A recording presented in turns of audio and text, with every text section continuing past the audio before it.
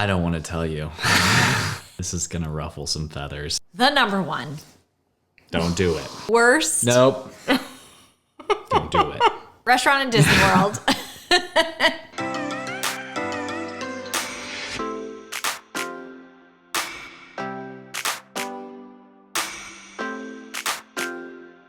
Hey everybody, Dan and Leslie back for another video.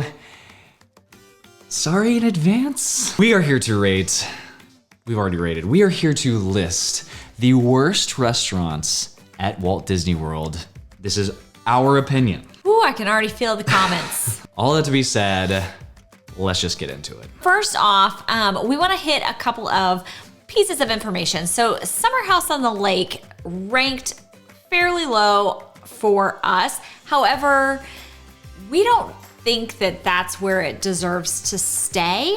We ate there a week, if that. I think it was like 5 days after they opened, Yeah. which wasn't really fair to, I mean, I think it's important because you have to prepare for an opening, but then like, it's just like, you know, any sort of plan, it falls apart as soon as the first operation happens. And yeah, it's, I think it deserves a second chance. And I know you're gonna say that They all do. our number one deserves a second chance and all of that. But anyway, like I think this one definitely deserves a second chance because like it was gorgeous in there. And the drink program menu looked phenomenal. Mine was good. Yours was good.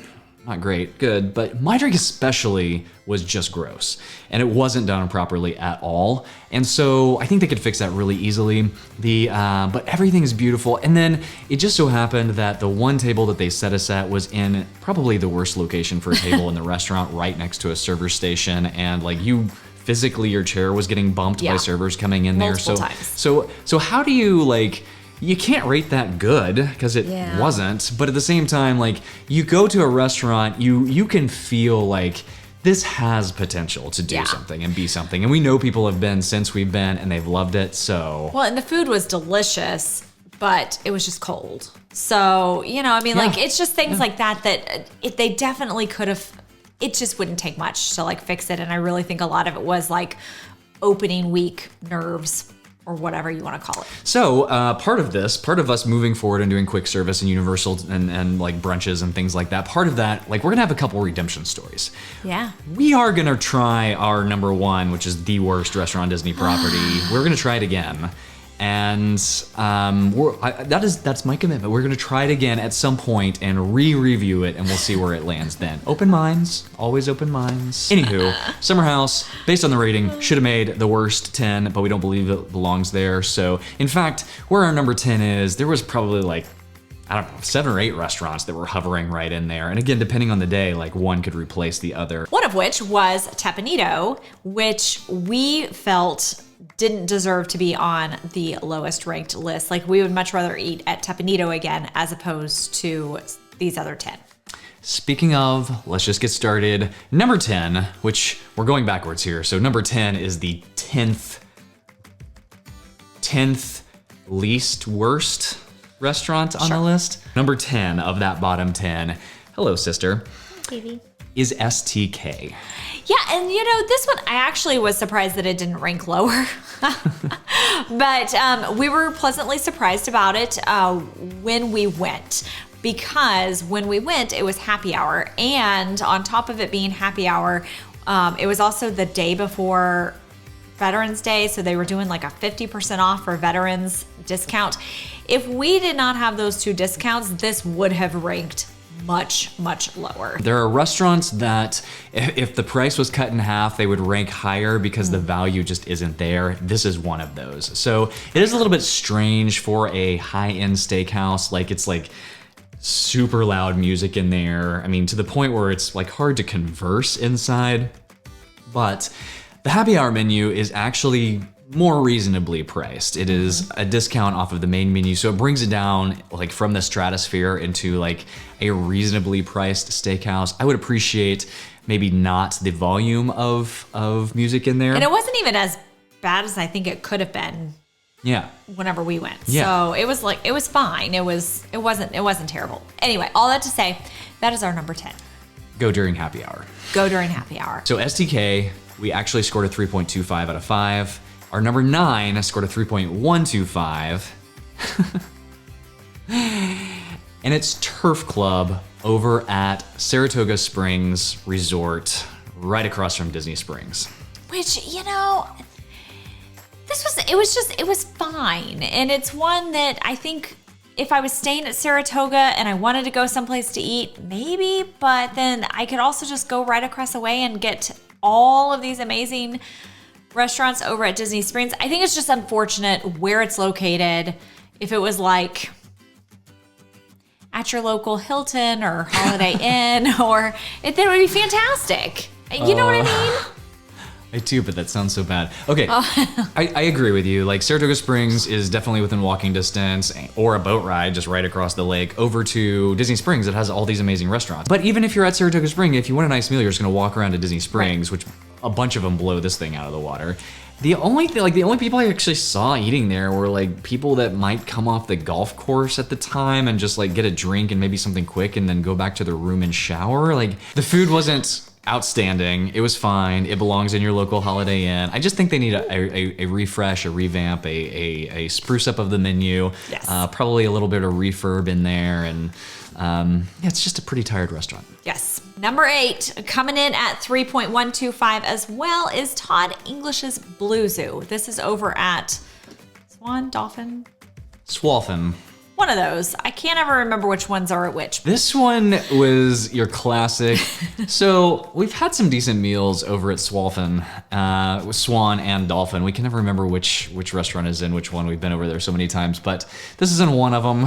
And it's not something I would go out of my way for. If I was at a conference at the Swalphen and they had an opening and I didn't have, a ticket to go into Epcot or the knowledge to make a better dining reservation around the corner, like it would be an okay meal, but you compare it to all the other restaurants at Walt Disney World and it just doesn't stack up. It's funny. I feel like this might quite possibly be the least memorable meal that we've had in all of the 90-some restaurants that we've eaten at, because I'm sitting here going, which restaurant is this? Like, I know I ate there. I do remember that you ordered a Stranger Things themed drink, which came out in a... And he took it away from me. Not the drink. It came out in this display lunchbox, like themed to Stranger Things.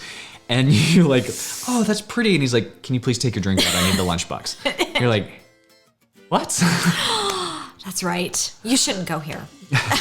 And they were actively moving like tables in and out of the restaurants while we were sitting there. It's all coming back to me now. Yeah, This was for our anniversary or something too. Like, we thought it was kind of going to be elevated. Was there an anniversary? It was something. I don't know. Anyway, it was not it wasn't horrid. None of these.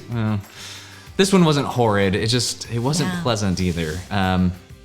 Anywho, coming in at number 7, I actually thought this would rank lower, because in my mind, I'm like, this place is awful, is Rainforest Cafe. We actually rated it a 3.0. Yeah. I honestly, like, for what it is, like, we talked about this during the review, and I know a lot of you out there really love it. Really love Rainforest Cafe, and it's just not our cup of tea. I mean, we took the boys when they were younger too. We've been in Rainforest Cafes at other places, because this is a chain. It's actually worldwide, and we've been at other places, and it's fine at a shopping mall in the middle of Texas. That's great, which incidentally we've been to, like in Houston, to the Rainforest Cafe in a shopping mall. But it is just not, it doesn't it's got theming for sure. It has theming, but you compare that to a lot of restaurants at Disney where you can meet characters and all this stuff. The food is more like Applebee's quality food. The drink program is definitely like Applebee's quality drink program. Maybe worse.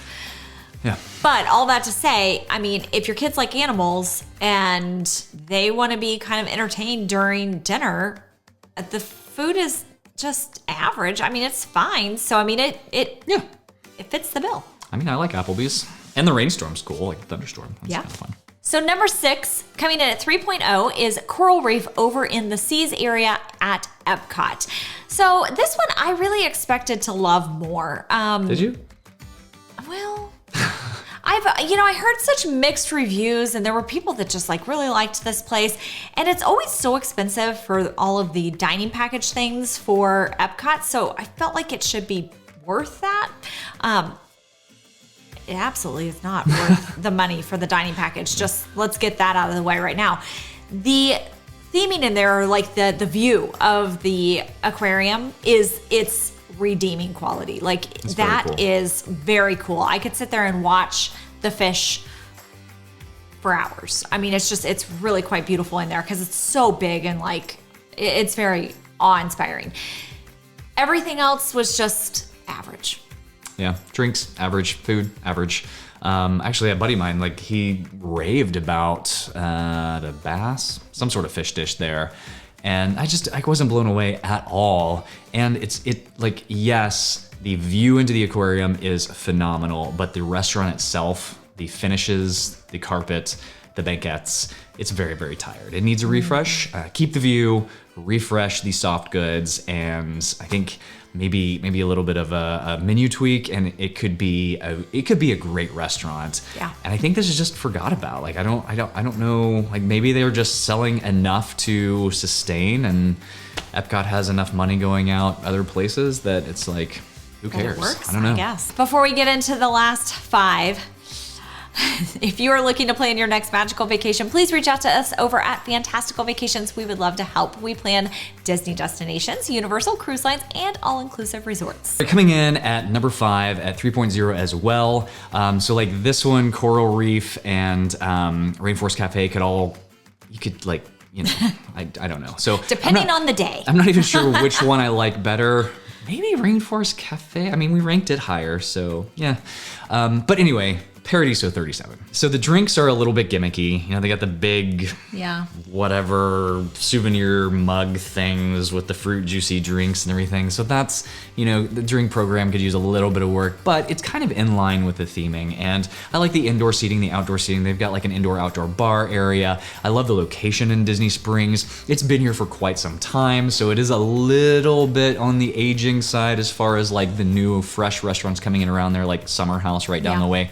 But the food is actually pretty decent. And the menu is just like, it's one of those places that they have a little bit of everything. So, I always feel like whenever you have a little bit of everything, you don't do anything just really well, right? Like you do everything just fine. So that's kind of how I feel about this location. However, if you are trying to please a lot of different palates, particularly ones that are picky, this would be a great place to go. Coming in at 2.75, our number 4 spot goes to Terralina Crafted over at Disney Springs.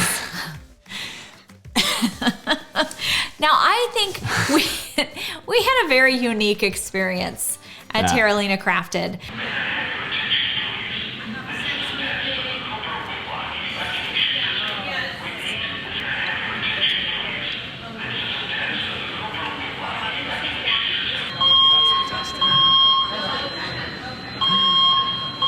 Would you guys like any Parmesan cheese or crushed pepper to go with your entrees today? Yes, please. That'd be great.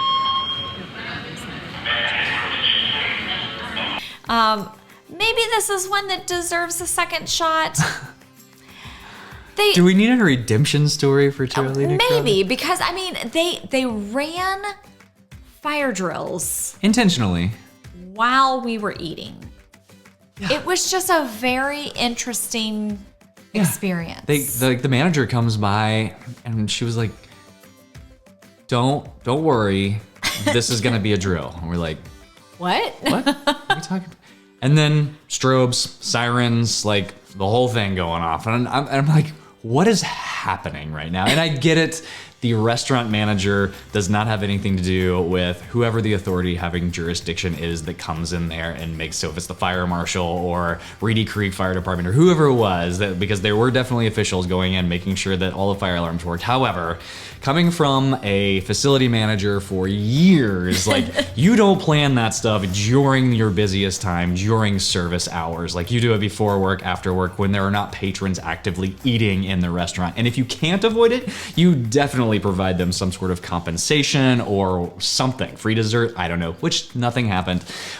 So anyway, we just enjoyed sirens and strobe lights and fire alarms for a couple of minutes, and then it was over. That being said, I actually kind of like the food here, but it's kind of ubiquitous. Like it's one of a bunch of Italian places that kind of gets lost in there, especially with like the Edison and Enzo's Hideaway and all that stuff, which I would rather have Enzo's Hideaway than this. Sure. I would much rather have Via Napoli than this. I would probably rather have any of the Italian food than this in Italy, except for maybe the food booth, which you can't do that at the festivals. So yeah, like you're going in and you have this meal and it's decent food, but everything else is pretty much like not memorable except for the giant fire alarm that happens in the middle of your meal. So it is what it is. Yeah. One place that wouldn't outrank Terralina Crafted is the one that comes in at number 3 as the worst, which is the Edison. So we rated this 2.5. So remember we got 2 things, and one of them was pretty tasty. One of them was like the most bland thing we've ever had. Service was not great. It wasn't good. And there's just really something that, and I know you can go back and watch the video, but it really irked us that she offered with Dan's Old Fashioned to smoke it tableside. She said, that one comes smoked tableside. Not as an additional. She said that one can come smoked tableside. Would you like me to do that for you? Yes. Sure. It was not any additional conversation about that, but there was an additional $5 charge for the tableside smoke, which she proceeded to like melt the ice because she held the burner thing over it for so long. Anyway, all that to say, and she would disappear for long periods of time.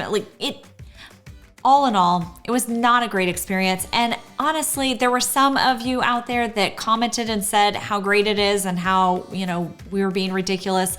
But there were way more of you that had very similar experiences at the Edison that we kind of felt like it was a justified score. Yeah, just from reading all the comments and talking to people, it feels like this one's either like you love it or you hate it type of thing, and it very much depends on your experience that time, and we just didn't get lucky. We had a bad experience. I mean, this is a speakeasy, so you feel like you got to get good drinks here if nothing else. I can almost forgive the food, even though we were rating like the overall experience to include food. That's one of the 4 categories, but I could almost forgive that if the drinks were out of this world phenomenal, and they just weren't. Like, $5 charge that she didn't tell us about aside, which $5 to put a thing on with a couple of wood chips and hold a torch over it so some smoke goes down, that's a little bit ridiculous, but whatever. Tell me about it and let me make that decision before you just say, would you like me to do it and tack on $5.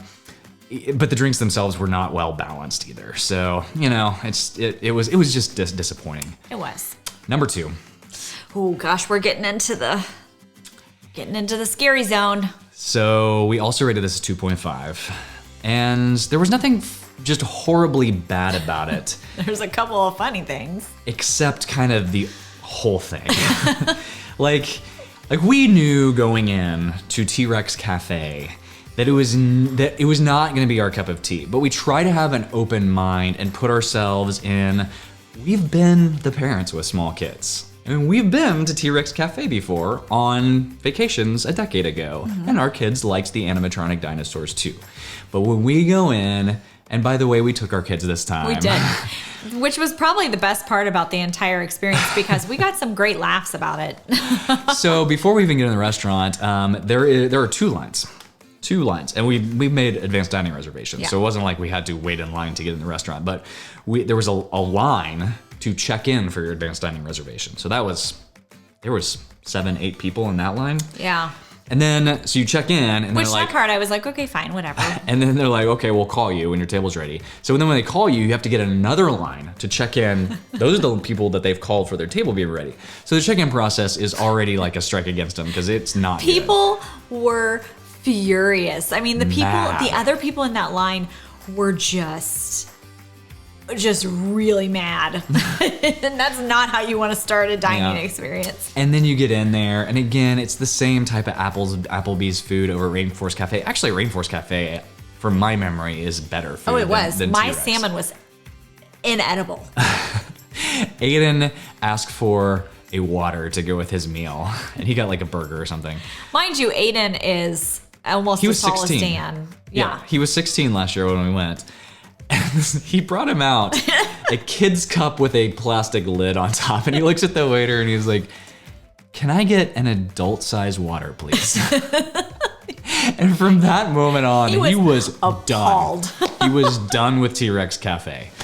Same type of thing. Animatronics are cool. You know, the special effects are cool. But the problem here was that there were multiple animatronics that were not working, and some that were just flat out like covered because they were not. There was functioning. only one that was covered in a tarp, but yes, there was a tarp around one, so obviously that one wasn't working. Yeah. Yeah. So I mean, that's kind of disappointing. Yeah. So, you know, all of it combined, we gave it a 2.5, and honestly, like, I don't feel like this deserves a redemption from us. I don't think I can go back in there after this with an open mind. I'm just gonna be quite honest. But if you like dinosaurs, by all means, I feel like you should go. Oh, if you have small kids and you know that you're gonna get not the best food in Disney World, but you're going for the animatronic dinosaurs, then yeah, go for it. Do it. All right, here we go. The number one. Don't do it. Worst. Nope. Don't do it. Restaurant in Disney World. Coming in at a 2.2 is Space 220. I don't understand why it's as popular as it is. But you know, it's interesting. As of late, dining reservations there are quite easy to get. Because hopefully people understand the value here. It is. Which is not good. Yeah, it's the lounge reservations that are next to impossible. That is where I would like to go and see if it redeems itself. And quite honestly, if it does in the lounge, which I'm not totally sure it will, because we had friends go there just the other day who were not impressed. They had not ever been. And they went to the lounge and they said the appetizers were overpriced, the drinks were overpriced, and everything else was just okay. So anyway, all that to say, we would like to retry the lounge. See if it's better. There will be a redemption story on Space 220. Well, Lounge or not, there's going to be a redemption story. You think it's going to be better? Like, you think it's going to actually redeem itself? I'm going in with an open mind. No, there's going to be a redemption episode. Whether or not it achieves redemption, there you go. I don't know. But we're going to call it the redemption episode because we have to differentiate it from the original review, which I am absolutely not taking down because I stand by that 100%. Guys, how much did we pay? We paid a lot of money for What was the lunch. prefix menu? What is this? No, dinner's $70? This was like a year and a half ago. It was like $50 or more. I can't remember for the prefix the lunch lunch. prefix menu. And I kid you not, my meal was buttered noodles. That's not what she ordered. She ordered like the shrimp pasta, but it was literally buttered. It was literally buttered noodles with flavorless shrimp. The drinks were too much ice. Way too much. Like it was a rocks glass that was filled to the top with ice, and I don't know, like it was a couple of sips and you're done with it because it's just all ice, and of course they're expensive. Yeah. Service was not great. They set us in an awkward table. We're videoing, which is awkward enough, but there were little kids running around us because she set us kind of like behind and between two tables of one party, and one table was just little kids and nobody was supervising them, and the other table was the adults that were having a good time, and the little kids were up and running in between our table, and I had this camera and then it was at the bottom of, like, if you know Space 220, like there's an elevated section, and there was a couple up here like looking down at us the whole time that were watching this film. And there was no one seated right next to the one great thing about this place is the theming, like the big windows that look into space.